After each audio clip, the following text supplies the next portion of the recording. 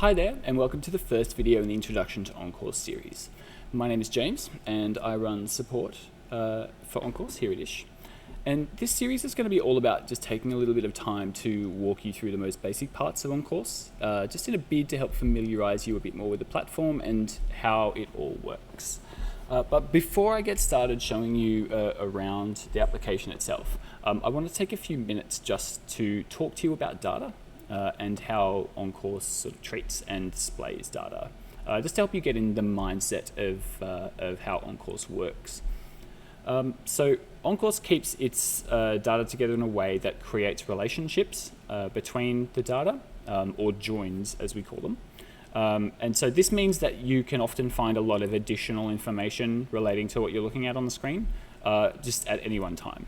So one example of this is if we go to this contact here that I have open, James Banks, we can see just the basic contact information here. But if we scroll down, there's some other info here as well, which is coming from other sections of the application. So we have here, we're displaying some memberships. We have it's actually a relationship here. We can see messages, so messages that the system has sent out to this contact at some point in the past. Financial information, so we can see here's a payment record, here's an invoice, and there's a lot of payment information here that we can see. There's even a document in here. If we come and look under education, we can see there's a bunch of enrollments and a bunch of outcomes, and there's even a handful of certificates there as well. And so all of this information is actually coming from different parts of onCourse itself, and is all being collated here. So, just another example, if I wanted to have a look at this enrollment, I could just double click that and the enrollment window opens, and I can see that the name of the student, so there's James, and I can see the name of the class, and if I could actually click this and go to the class window, and then we can start scrolling through the class window information if we want. We can see more shared data down the bottom here. So we have 4 successful and queued enrollments. If I wanted to see all of those enrollments, I would simply click this button, and then all of these enrollments will appear here.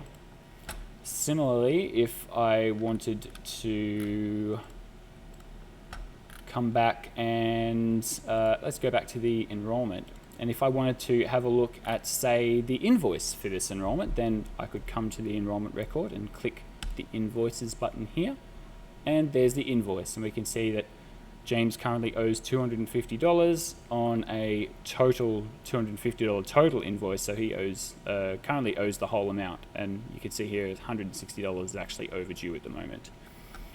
So that gives you hopefully just a little bit of an idea of how onCourse sort of treats and displays its data. And just onto the final point about this. I wanted to talk just a little bit about data structure, because onCourse's data is structured in a way that sometimes it will, the system relies on certain information being entered and created before you can move on to the next step. So one example of this is when creating sites and rooms. You wouldn't create rooms to a site that doesn't yet exist.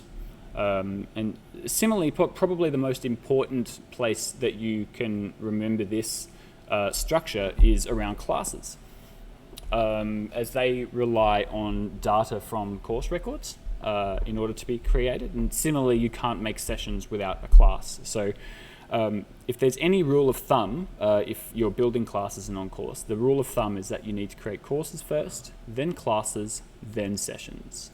And that's really, don't be too concerned if you can't remember that straight away. It's reasonably simple, but we will go over that concept a little bit more in the coming videos. And that's really all I wanted to tell you about data structure at this point. The next video is going to be all about navigating the onCourse dashboard, so I will see you in that one. Cheers.